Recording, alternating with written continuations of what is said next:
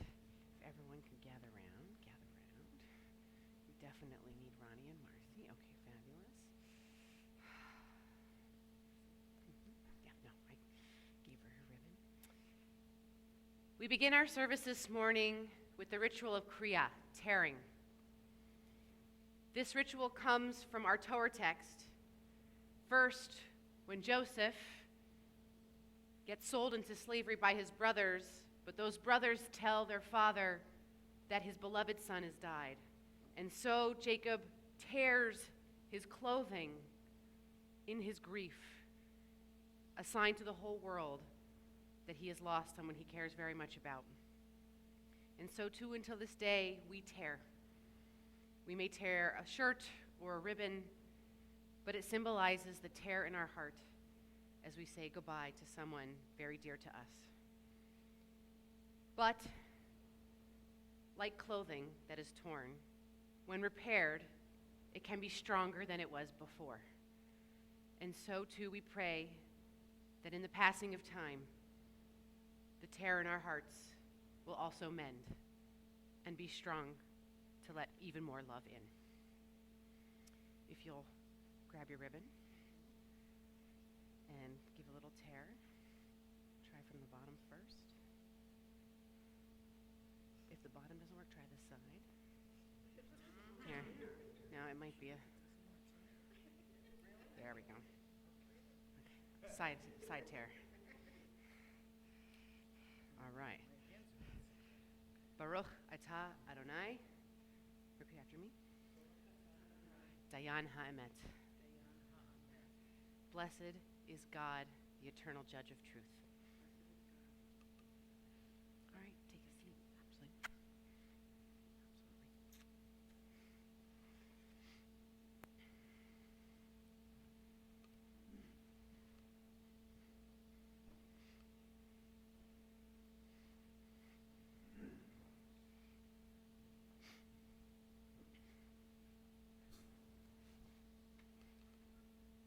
שיוויתי אדוני לנגדי תמיד, כי מימיני בא למות. לכן שמח ליבי ויגל כבודי, אף בשרי ישכון לבטח, כי לא תעזוב נפשי לישון, לא תיתן חסירך לראות שחת. תודיעני אורח חיים, שובע שמחות את פניך, נעמוד בימינך נצח.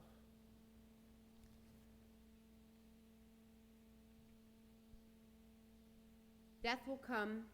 We cannot enter in judgment with it. Our question why will always go unanswered. But this does not mean that we are helpless in the face of death. We can and we do rob death of ultimate victory by living our lives, so that when death comes, it takes us from a world, one corner of which is a little better because we were there. Today, we remember Cecil Smith and join our hearts together to give comfort and strength to her family. Mourning is a time filled with many emotions, both bitter and sweet. We continue our service with the recitation of psalms and prayers, thus linking Cecil's life with the millennia-old tradition of the people Israel and the eternity of God. From the book of Ecclesiastes, there is a time for everything, for every experience under heaven, a time for being born and a time for dying, a time for planting and a time for uprooting the planted, a time for destroying and a time for healing, a time for tearing down and a time for building up, a time for weeping and a time for laughing, a time for wailing and a time for dancing, a time for throwing stones and a time for gathering stones, a time for embracing and a time for refraining from embraces, a time for seeking and a time for losing, a time for keeping and a time for discarding, a time for tearing and a time for sowing, a time for silence and a time for speaking, a time for loving and a time for hating, a time for war and a time for peace. From the book of Proverbs. A mother of generations, a woman of valor, she is precious in the gifts that she has given to her family. Her children have found trust and truth in these gifts. They follow in patterns that she taught. She is robed in strength and dignity, and she smiles at the future. She opens her mouth with wisdom, and the teaching of kindness is on her tongue. We benefit and learn from her wisdom. May she always be credited for the fruit of her labor and her achievements, and may she live on in glory. Psalm 23. Adonai roi lo echsar binoteshe yarbitzeni al mei menochot yenahaleni nafshi eshovev yancheni v'maglei tzedek leman shemo gam ki elech b'geit salmavet lo hirara ki ata imadi shivtecha umishantecha hema yenachamoni taroch lefanai shulchan neged sorerai Dishanta Vashemen Roshi Kosir Vaya Ach Tov Chesed Yerdefoni Kol Yemei Chayai Beshavti Bebeit Adonai Leorech Yami.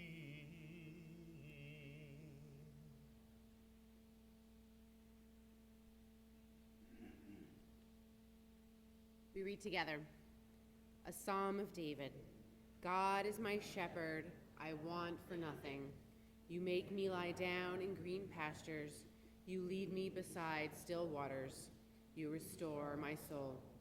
Even when I walk through the valley of the shadow of death, I will fear no evil, for you are with me. Your rod and your staff, they comfort me. You prepare a table before me in the presence of my enemies.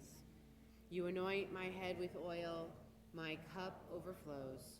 Surely goodness and mercy shall follow me all the days of my life, and I shall dwell in the house of the Eternal forever.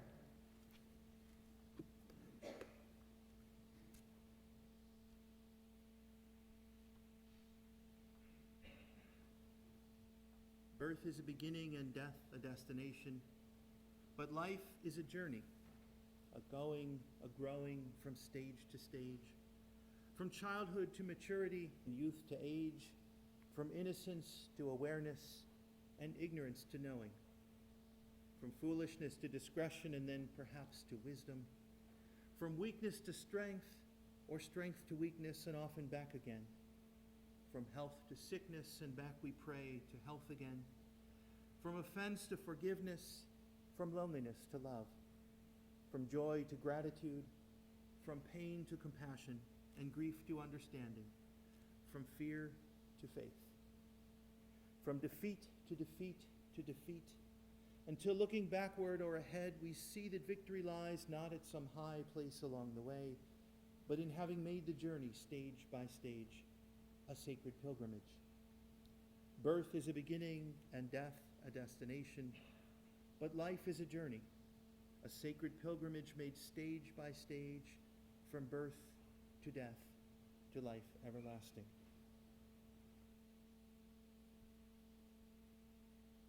In his sorrow, Job cried out, Adonai natan v'Adonai lakach, Yehi Shem Adonai mevarach. God has given, God has taken away. Blessed be the name of God. An ancient people, we are well acquainted with grief and the valley of shadows. Death and sorrow are not strangers to us, yet the centuries have taught us that a good name endures beyond the grave and that there is strength in faith. With Job we say, Adonai Natan, God, you have given. You gave us Cecil, who will not be forgotten.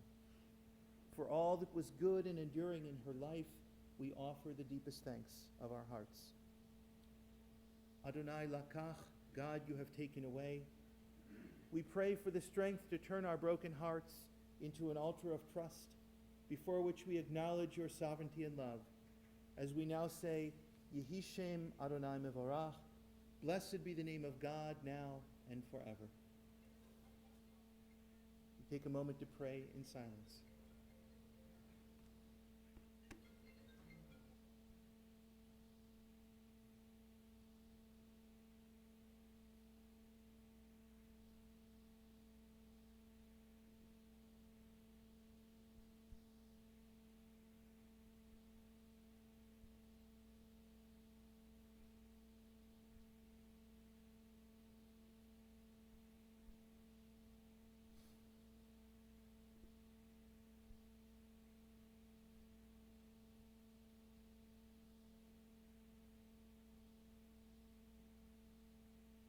Cecil is now at rest. She is now at peace. She was a gentle, kind, and selfless woman, a good neshama.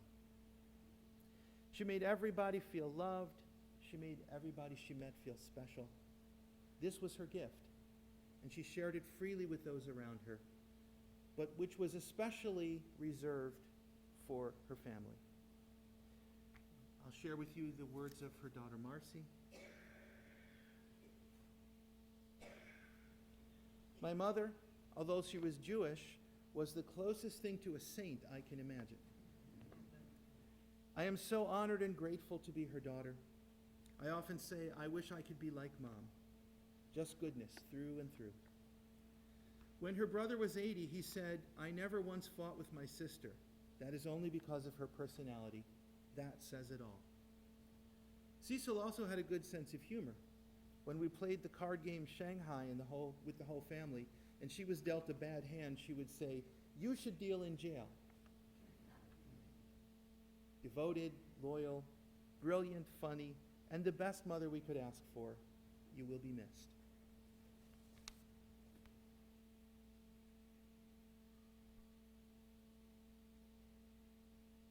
Her grandson, Andrew.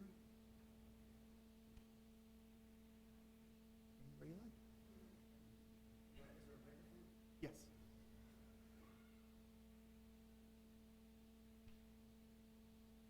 Stand at the table, they'll pick you up. Sure. Hey. 92 years, guys. It's an amazing full life, a dignified and graceful life, and a life to absolutely be celebrated. I'm not sure how many of you know this, but just last week, while fully lucid and able-minded, Cecil made a choice that it was her time to move on. Without being there in those moments, it's honestly hard to capture the gravity of that, but it was like, can't hear me?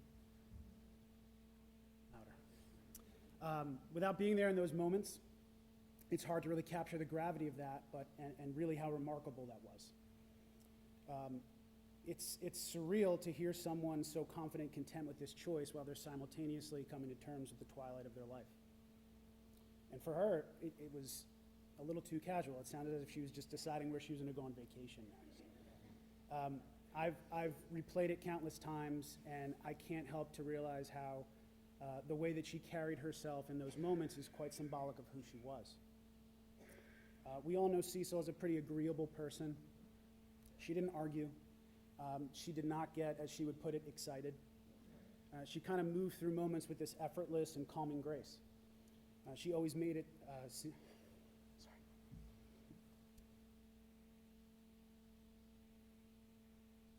She always made it seem like she was right where she was supposed to be.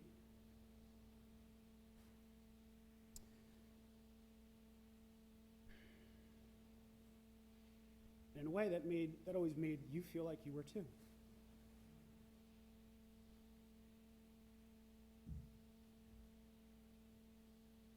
I know it's okay. I said I wasn't going to do this. But she was also strong, and under the hood, she was this beacon of perspective and clarity. a well-read, clear thinker whose wise words and demeanor could settle any of us instantly.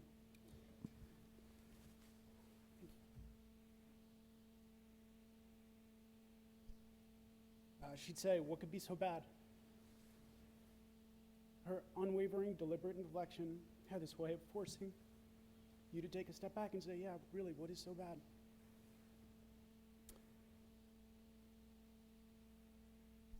And so throughout her life, she modeled this behavior. I don't think she ever cracked. And I, for one, know that it fueled my take on the world.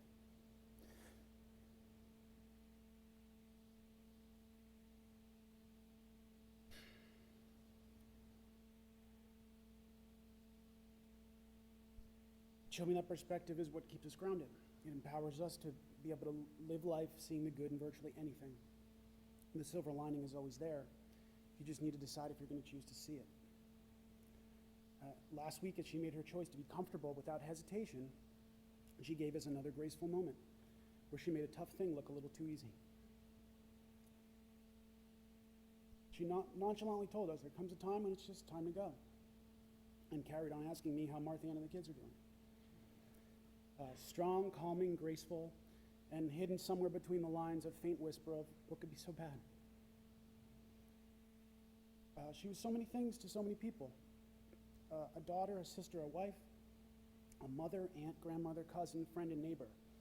And no matter the role she took on, she was always the same Cecil. Always listening, always calming, always supportive, always there if you needed her to be. And so today, as she gracefully leaves us, we owe her what she gave us all these years. We owe it to her to find the silver lining and to celebrate her life and to rehash the beautiful memories that she gave us together. Thanks.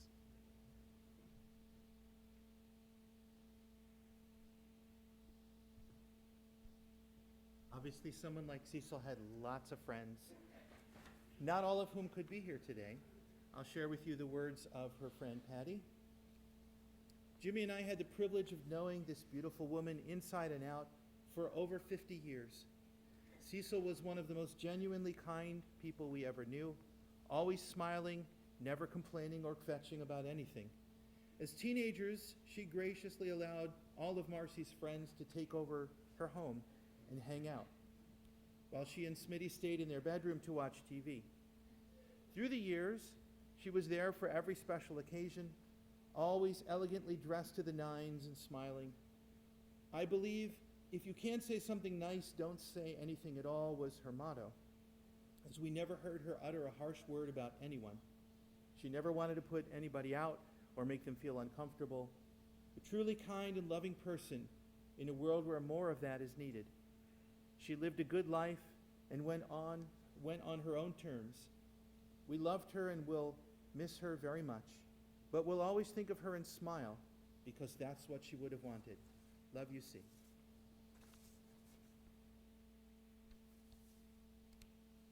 Granddaughter Hillary.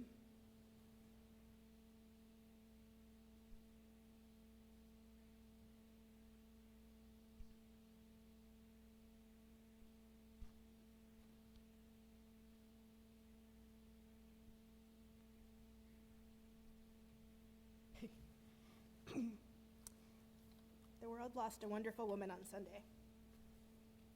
My grandma, my Gram, was truly a loving soul, who to someone who didn't know her could almost seem too good to be true. But all of you who had the privilege of knowing and loving her know that she was really that special. Some of my earliest happy memories include Grandma. I remember going through her button box in their apartment in Verona, looking for the perfect button eyes for one of my stuffed animals. She had the patience to teach me how to tie my shoes one weekend when Mom and Dad were away. And I'm sure that it was pretty crowded, but I have only good memories of when Grandma and Grandpa lived with us in Maplewood. I also have wonderful memories of sleepovers with Grandma and Grandpa at their house in Scotch Plains. Times full of toys, card games, challah French toast, hard pretzels, and lots of love. Grandma was my go-to woman for clothes shopping. As Andrew always said, she was a good luck charm. She taught me how to knit multiple times, which unfortunately never stuck. but she kept trying.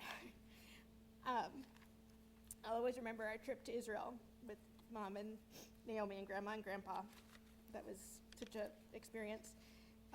We were all piled into this little car, and it was Naomi and Grandma and me in the back, me in the middle, and just how awesome that was. And everywhere we went, even though she wasn't a religious woman, she just kept saying, King David could have stood here. King David could have stood here. So I'll always think of her and King David together. Growing up wasn't always easy for me, but I always knew that Grandma was there for me.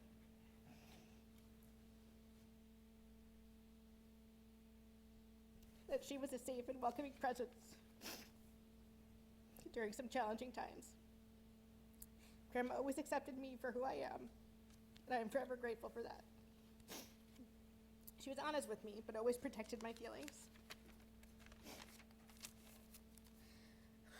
When I told one of my good friends in Kansas City that Grandma was sick, she said that she knew how hard that must be, because Grandma was my person, and she really was. Whether I lived in New York City, or on the Cape, or in Connecticut, or in Kansas City, I spoke with Grandma multiple times a week. We shared a love of reading, especially mysteries, and always shared book titles and books. We also shared an enormous love of sports, especially baseball and our Yankees. I will always think about Grandma and Grandpa when watching them. She also loved and followed the UConn women's basketball team for years, and loved hearing how some of her girls were doing in the WNBA. She always knew when they were on TV and called me to make sure that I knew that I could watch them. For some reason, I was nervous about coming out to Grandma, and I should have known better. I don't think it surprised her, and she accepted it easily. She was always supportive. And she was never pushy, but always wanted to know when I went on dates or liked somebody. Grandma has been terrified of cats since she was a baby. Despite this, she was supportive and happy for me when I turned into a cat lady. When Naomi helped me adopt Riley for my 30th birthday, so about 14 years ago, and then Bailey about 10 years after that. Up through this weekend, she always asked about them, and she even talked to them on FaceTime. She always wanted to hear about my foster kittens and my animal rescue work. Grandma will always be my person, and I miss her more than words can say. May her memory be a blessing.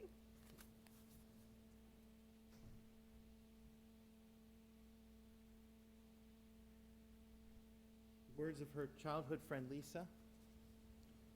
My name is Lisa Watson, a friend of Marcy's since high school. Back then we were inseparable. I spent more winter weekends at her house than at my own. I often wondered when Cecil would get tired of me camping out. Of course, that never happened. Cecil always welcomed me as if I belonged there. She always greeted me with her inimitable smile and warm hospitality and big heart full of love. As a matter of fact, she welcomed all friends and newcomers just like that, but she made me feel special anyway. I was blessed to spend this past Christmas with Cecil. She was in great spirits, looked lovely, and ate well. I drove her home that evening and helped her inside. She was gracious and talkative, and then flashed that beautiful smile as we hugged and said goodbye. Memories of Cecil warm my heart, always did, always will. We will miss her rare ability to make each person she knew feel especially loved. This is a gift we will cherish forever. Naomi?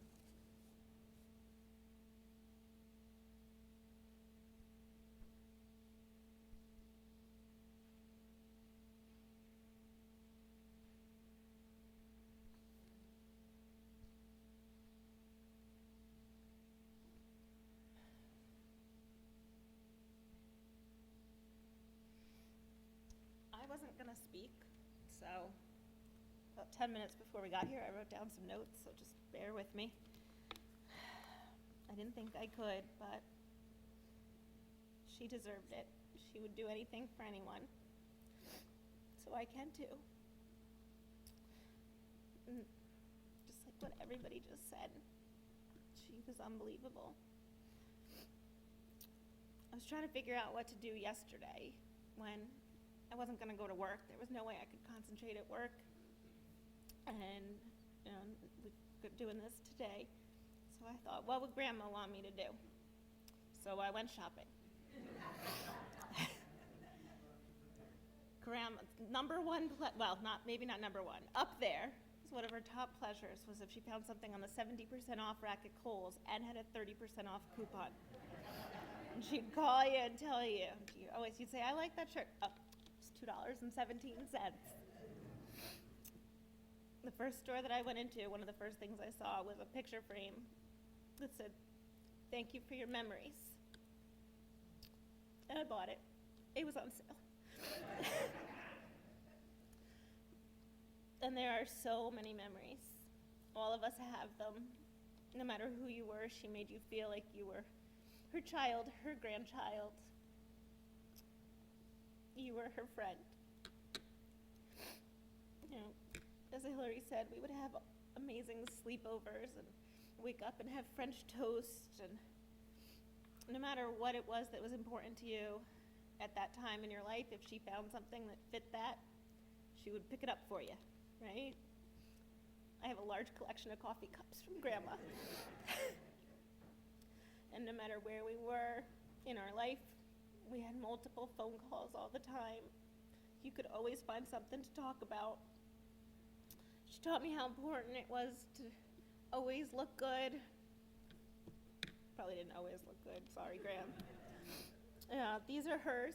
As Mom said, I called this morning and I said, I just want to wear one of her necklaces. Hillary has one too. And as Mom said, she could be in a t-shirt and sweatpants, but she had to have her jewelry on. So I take that with me. In 8th grade, my very favorite thing to wear, it's embarrassing, was a plaid jacket with rhinestones that actually belonged to Grandma. And when we were there, I said, can I just borrow it again, please? Because, doesn't everybody just want to wear their grandma's clothes all the time? Everything, right? She was always put together. So as life goes on, and as I said, she just kind of adopted people to be who they were. When I met Greg, he immediately became her grandson too. And we have so many memories of just hanging out and playing Scrabble and cards. One of my favorite memories of them, I actually wasn't even there. Andrew got married in Kentucky, and Mom was in Canada, and we were trying to figure out how we get Grandma to Kentucky with someone. And the day before our flight, I had to work, and Greg said, it's okay, I'll go get her. And he went up with his Mustang convertible, and he picked up Grandma and took her back to our apartment in Philly. And they went out for a lobster dinner date. And they talked about it until last week, how excited she was, and they just had really good talks. I believe it was in that talk that she warned Greg that the women in our family are very fertile.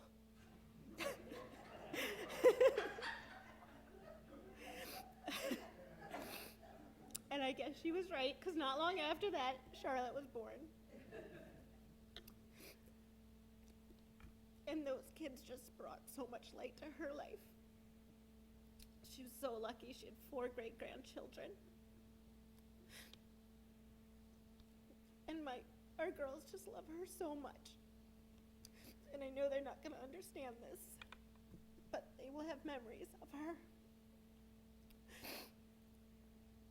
Recently, Charlotte started getting into card games too, and they had multiple games of Go Fish. The last few weeks have been really hard, and we sat there with her. But as Andrew said, when the palliative care nurse practitioner came in, she said, what gives you joy? And Grandma didn't skip a beat. She said, being with my family and eating with them and doing things and being independent.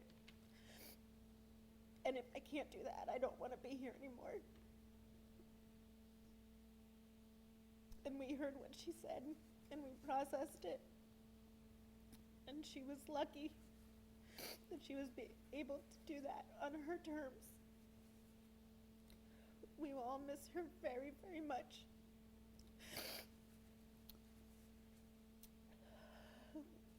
We've been trying to explain to Charlotte, who's 4.5, and of course she just doesn't, she can't understand it. And last night, when I was putting her to bed, she just looked at me and she said, "Mommy, I'm really sad that Gigi died."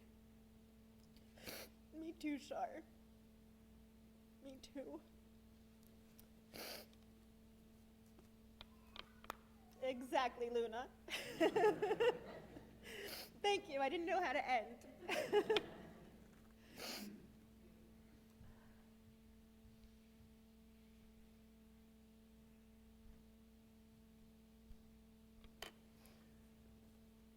From her sister-in-law, Claire.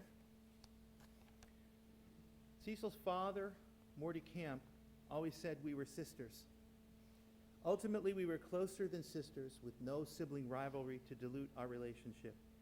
The early years were fun, with many weekend visits back and forth with our young families, 2 daughters apiece. They liked each other too. After we both lost our husbands, it became just the 2 of us. Both of us were avid readers, and discussions of books served another shared experience. And then we could explore and confide personal feelings and thoughts that no one else shared or might understand. 10:30 Sunday mornings was our time to confide worries and observations on our health, time of life, on our wonderful families, and what lay ahead for both of us, sooner or later. Well, see, here's your sooner. I will have to stumble on without your love and wisdom until my later. Who knows? I treasured you in life. You are irreplaceable. I will love and treasure you always. If there's anyone who would like to share a brief remembrance of Cecil, I invite you to come on up.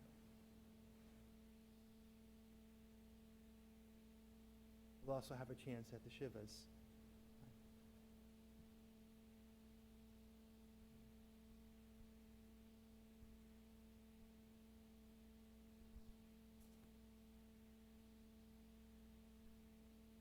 Children, Ronnie, Marcy. She raised you to be the fine and wonderful adults, I think you're adults now, that you've grown up to be. She taught you so much by example. I know it was an impossible example to follow. But even in trying to follow her example, that makes you better people, better mothers. I know she lived with you and Drew the last few years. I know there's a place in your heart that will always belong to Cecil. To all, I can't believe how many there are, all the grandchildren and the great-grandchildren, I'm gonna have a go at this. We'll see if I make it. So we have grandchildren and step-grandchildren, great-grandchildren, Hillary, Naomi, Matthew, Andrew, Michael, Joel, Daniel, Jennifer, and the greats, Charlotte, Shira, Miles, Avery, Caden, Eli, Logan, Maxine, Christopher, and Luna. Wow. She loved you guys so much. I mean, I'm told her room is chock full of photographs of all of you. Baby blankets for all the, knitted them herself. She loved to visit you at college and then later visit the kids. She was just so proud of all of you. And any time that you think of her, any time you remember her, you are her immortality. Just remember that anytime you watch a Yankees game in her honor or have a slice of her favorite pizza.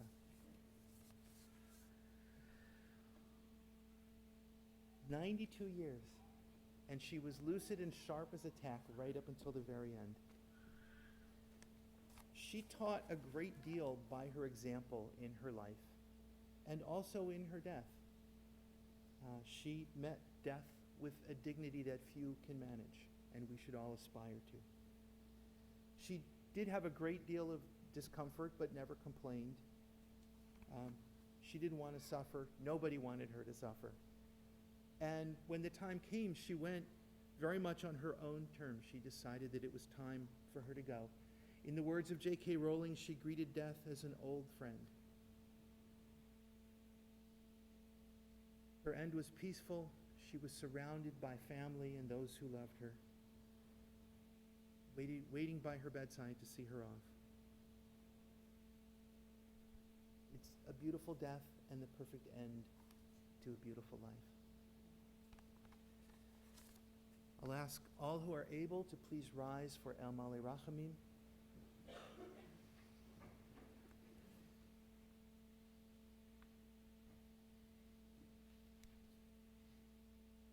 El Male Rachamim shochen bamromim Ametzei menocha nechona tachat kanfei hashchina Im kedoshim utehorim kezohar harakia Mazirim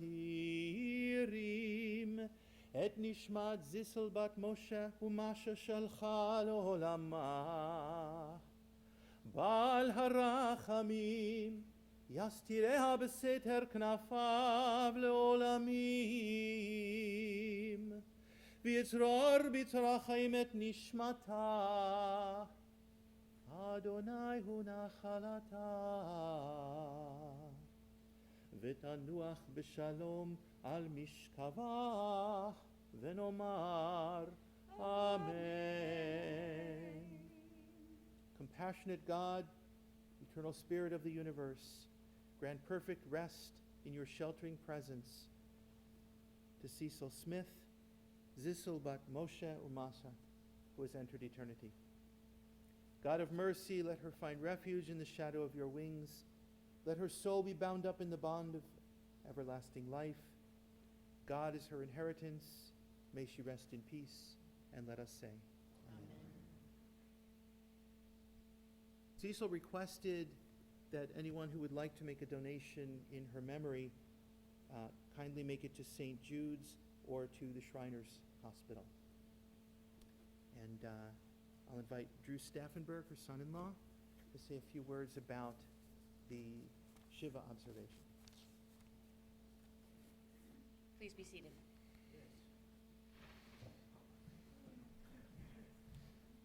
First of all, on behalf of the entire family, we'd like to thank everybody for joining us today. I know all of you somehow knew Cecil, knew how special she was. Just one side thing, in my first life, my wife's mother passed away before we got married, so I never had a mother-in-law. And I want to tell you, if you write the book, no man in the world could ever want a better mother-in-law. Harry, and it wasn't son-in-law, it was son. It was there, and we had the pleasure for the last 3 years of living together in her house, our house. It wasn't, when she first came there, it was like, I'm a guest in your house. It was her home, and it was wonderful. And some have said to Ronnie, and I thank you for doing this, it was such a blessing and honor for us, for me, to certainly be able to see her every day and live with her and go out with her. And recently this summer, Mike and Marcy, Ronnie and I took her to a Temptations concert because she wanted to hear the Temptations. Anyway, I won't talk more, but thank you all for being here on behalf of the family. We will be sitting Shiva tomorrow night from 6 to 9, Thursday 1 to 5 and 6 to 9 at our home in Monroe Township. Friday afternoon from 12 to 5, and then Saturday evening from 5 o'clock on, and then all day Sunday at Marcy and Mike's home in Old Bridge, Matawan. Please join us and let's celebrate Cecil's life and all the memories we have about her. Thank you for being here.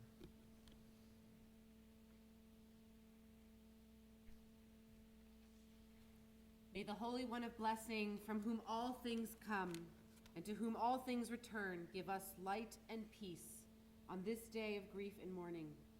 And may our service of memory for Cecil bring comfort and strength. Thank you all.